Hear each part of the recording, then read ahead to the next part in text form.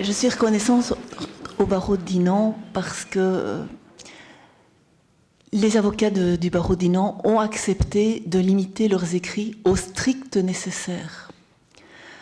Alors, ce n'était pas évident dans un premier temps. Et pourquoi ? Pourquoi ? Parce que, effectivement, les écrits restent. Les paroles s'envolent peut-être, mais les écrits restent. Et dès lors, on a mis au point, à l'époque, avec mon collègue, Monsieur Gilson, des requêtes dites les requêtes Cochem, parce qu'en fait, il n'y a plus qu'à cocher. Et vous en avez dans votre charte de documentation, et je vous propose de les prendre. Ce sont aussi des requêtes qu'on appelle des requêtes simplifiées, qui sont mises à disposition tant du barreau que des justiciables, des parents qui viennent tout seuls. Pour eux, c'est plus facile, mais même le barreau a accepté d'utiliser ces requêtes-là, qui sont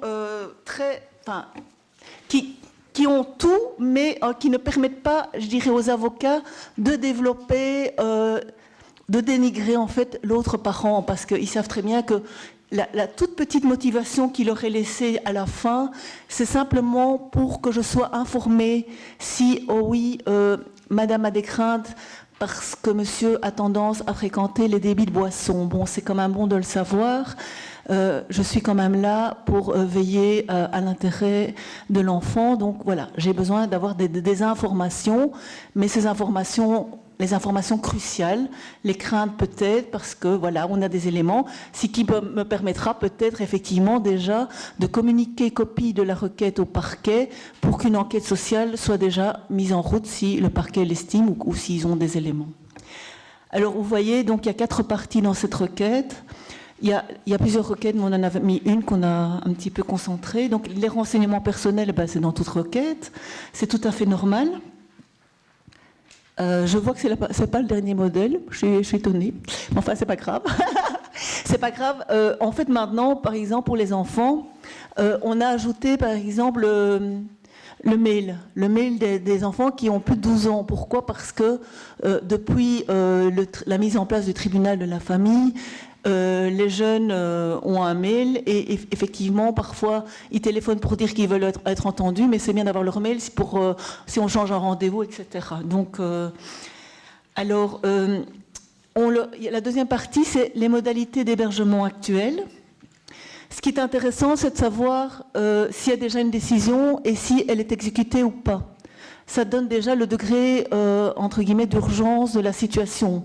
S'il y a un jugement antérieur qui n'est pas exécuté, et on me demande pourquoi ils n'ont pas su s'arranger à l'amiable, pourquoi elle n'est pas respectée. Alors, dans la demande, vous avez des mesures avant dire droit. Bon. C'est rare, mais ça arrive. Effectivement, il y a des avocats qui vont, dès le dépôt de la requête, demander une médiation judiciaire.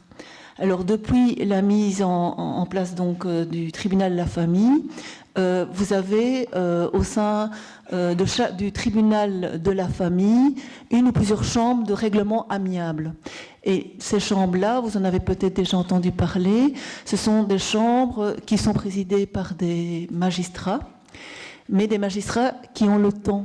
Au lieu d'avoir 16 ou plus de dossiers à leur audience, ils ont 1 heure pour, entre guillemets, trouver un accord avec les parents.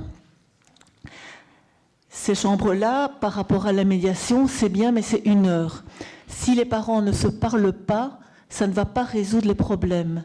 C'est pour ça que la médiation est quand même un outil que moi, je préfère, parce que fatalement, dans le cas des conflits, on a des difficultés de se parler et il faut réinstaurer un dialogue serein et constructif entre soi, et c'est pas en 1 heure, et le magistrat n'est pas un médiateur. Il est un conciliateur, mais n'est pas un médiateur. Bon, il y en a certains qui ont fait la formation de la médiation, mais on ne leur demande pas, dans le cadre des chambres de règlement amiable, d'être un médiateur. Donc, ils peuvent suggérer les solutions. C'est la différence. Donc, on peut demander des enquêtes sociales de police, mais ça, éventuellement, si j'ai des craintes, ou le parquet. Alors, bon, voilà, je dois quand même préciser aussi, en ce qui concerne le parquet, c'est une chose que je regrette et là je veux partager ma grosse déception, c'est que on a travaillé beaucoup sur la mise en place du tribunal de la famille et dans la loi qui a été mise en vigueur seulement le 1er septembre 2014, il était prévu que le magistrat du ministère public, qui a toujours été là à toutes nos audiences famille, quand il y avait un enfant mineur qui était concerné, et il devait siéger à peine de nullité. Vous vous rendez compte, à peine de nullité. Eh bien, je dirais que 6 mois plus tard, notre ministre, afin de limite, pour raison de budget, restrictions budgétaires, a décidé que finalement, les magistrats du ministère public perdaient leur temps aux audiences famille. Et parce que, voilà, soi-disant que les aliments, ça ne les intéressait pas. Et moi, je peux vous dire que chez moi, les aliments, c'est fait en 30 secondes parce qu'il faut quand même décider sur pièce. Alors je dis aux avocats, s'il n'y a rien de particulier, vous me déposez vos pièces et je trancherai s'il faut trancher, parce qu'en général, je vais vous expliquer, je ne dois pas beaucoup trancher puisque les parties se mettent d'accord elles-mêmes grâce à notre système. Et donc, en fait, depuis le 1er janvier de 2016, nous avons le magistrat du ministère public qui siège uniquement à une audience par mois. C'est à cette audience que se trouvent tous les dossiers où il y a une grosse problématique. Mais, il y a un mais. On pourrait croire que dans les dossiers où il y a non-présentation d'enfants, le magistrat du ministère public, en fait, va demander pour être présent. Puisqu'en fait, ce qu'on fait, c'est qu'on communique cette requête au magistrat du ministère public qui va dire si oui ou non il veut être présent pour l'audience, s'il a des informations à nous donner. Mais il se fait que dans le dossier du mineur et de la famille, le ministère public n'a plus les plaintes pour non-présentation d'enfants. Et ça, c'est une aberration. Pourquoi ? De nouveau, pour des raisons budgétaires. On donne plus suite aux plaintes. On écrit aux parents et on leur dit si vous avez des problèmes, soit vous citez l'autre parent devant le tribunal correctionnel, soit vous retournez devant le juge de la famille qui peut mettre des astreintes dans des sanctions civiles. Enfin voilà, il n'y a plus cette menace d'une condamnation pénale uniquement à l'initiative du ministère public. Alors, bon, c'est très simple. La demande du requérant, il suffit de cocher. Et vous avez donc cette petite motivation, sachant, et il est précisé, sachant que vous aurez l'occasion de vous exprimer verbalement sur votre demande dès la première audience.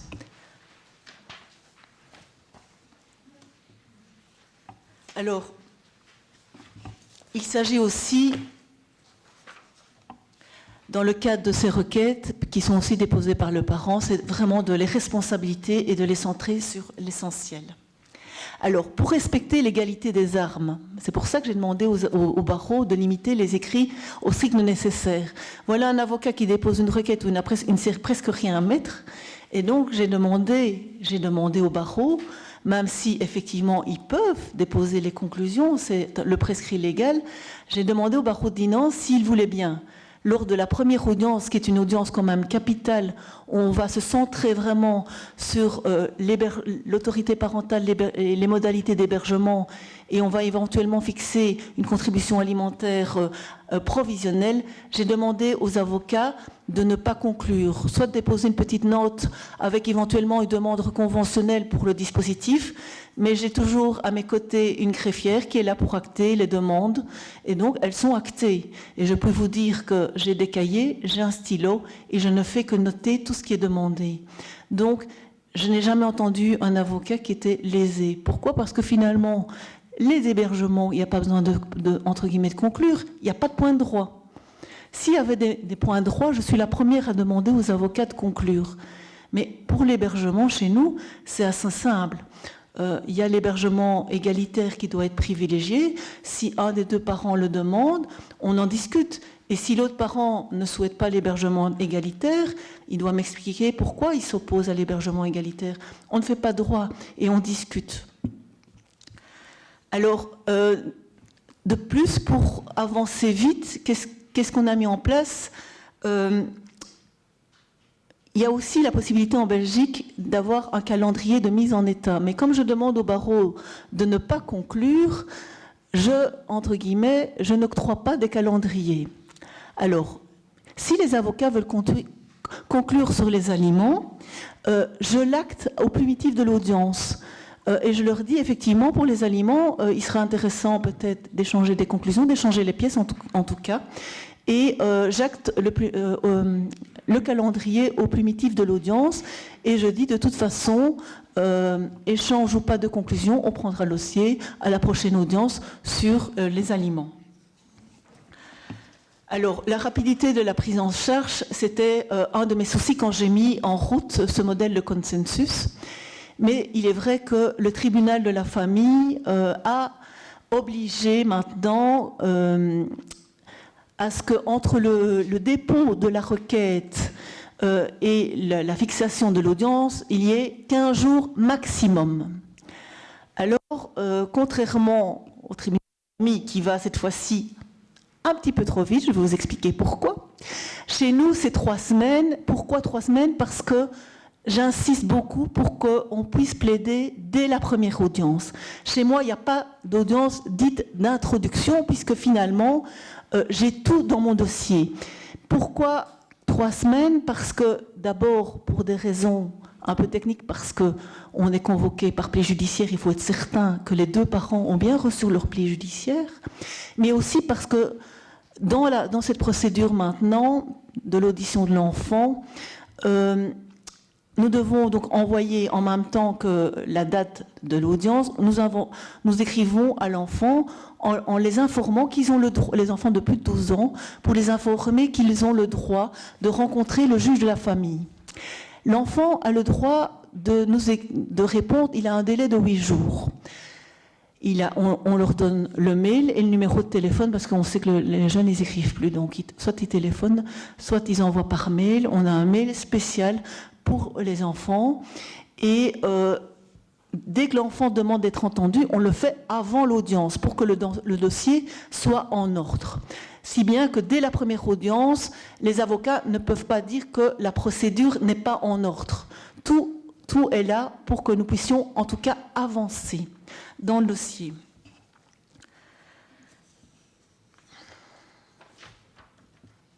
Alors, pour aller aussi vite, c'est vrai que parfois, oui, l'avocat, il est consulté la veille de l'audience, ça arrive aussi partout, en Belgique aussi, et ça, il faut lui permettre d'avoir le temps de rencontrer son client, de discuter, de lui expliquer comment, à Dinan, la procédure, comment réagissent les magistrats et qu'est-ce que le modèle de consensus, comme vient de vous l'exposer, Maître Maric. Et donc, effectivement, les avocats et même les parties ont droit à une seule remise.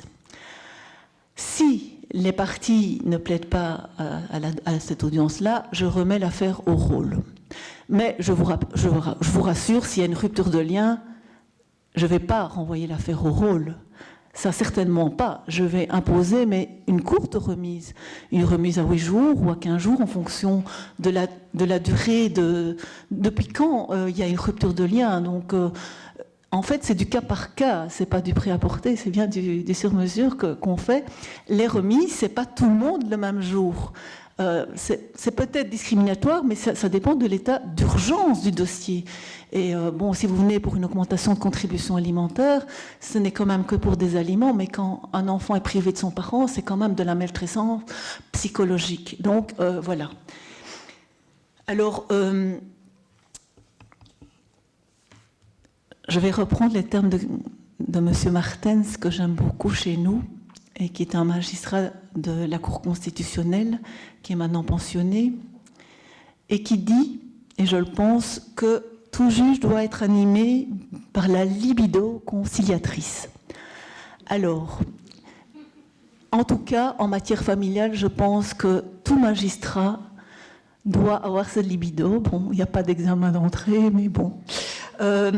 Et chez nous, le Conseil supérieur de la justice estime aussi que le rôle de conciliateur est inhérent à la fonction du juge. Ceci est assurément un aspect important du juge actif.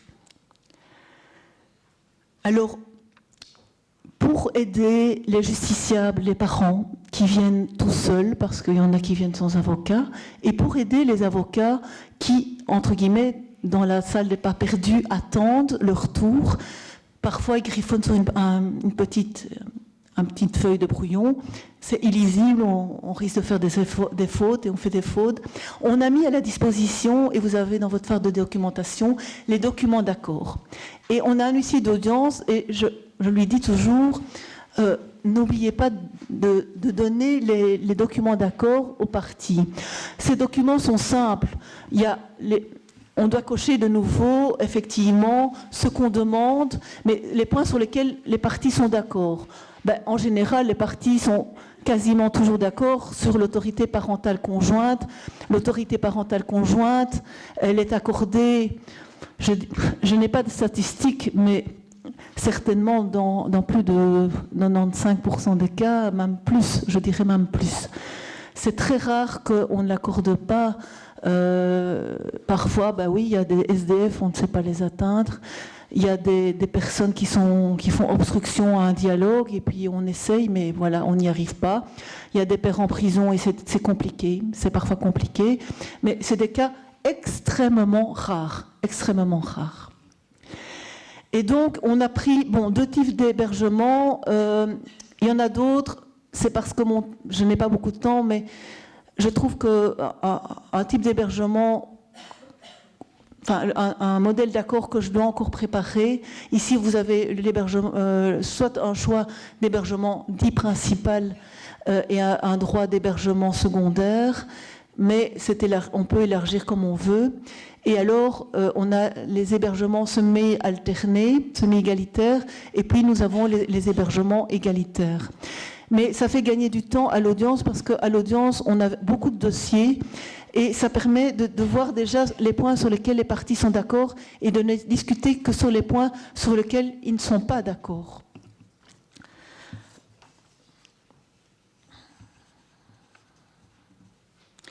Alors, chaque partie reçoit également, et déjà avant l'instauration du tribunal de la famille, un feuillet sur la médiation.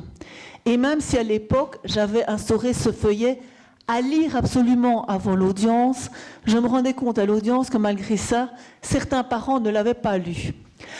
Alors ici, depuis l'instauration, je crois que c'est pire maintenant parce qu'à l'époque, j'avais un feuillet, mais vraiment un bon petit résumé qui expliquait vraiment la médiation.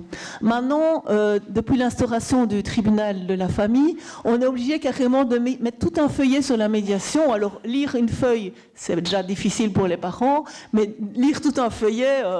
Mais en tout cas, les parents, ils sont informés, ils doivent, c'est une nouvelle obligation, être informés sur la médiation. Qu'elle soit volontaire ou judiciaire, ils sont très bien informés, ils reçoivent tout un feuillet. Et nous les juges, nous avons cette obligation-là. S'il y a une audience d'introduction, le juge doit, à sa première audience, informer sur tous les modes alternatifs de résolution des conflits. Donc maintenant, il y a la médiation, mais il y a aussi cette chambre de règlement amiable qui existe. Évidemment, nous, on n'a pas d'audience d'introduction, mais effectivement, les avocats ont déjà informé également leurs clients, et si les gens n'ont pas d'avocat, entre guillemets, je les oriente éventuellement vers la médiation, si effectivement je me rends compte que malgré un accord, parce qu'on peut venir avec un accord, et il m'arrive souvent que des parents arrivent avec des accords, et même des avocats avec des accords, et puis on discute un peu sur l'accord, et je me rends compte que malgré l'accord, les parents, en fait, ne savent pas se parler. Et je leur dis, c'est bien d'avoir eu un accord, mais dès qu'il y aura un problème, vous allez revenir devant moi. Et l'idéal, c'est que vous ne reveniez plus devant moi, que je ne vous revoie plus.